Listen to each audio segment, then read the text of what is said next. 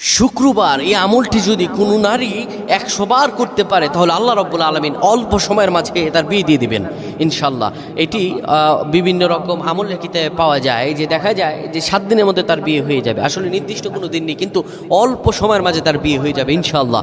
অনেক নারীরা আছে যাদের বিয়ে আটকে থাকে, অনেক বোনদের বিয়ে আটকে থাকে, বিয়ে হয় না, বিয়ে হতে চায় না, কিন্তু আপনি যদি আমলটি করতে পারেন ইনশাল্লাহ আপনার বিয়ে হয়ে যাবে।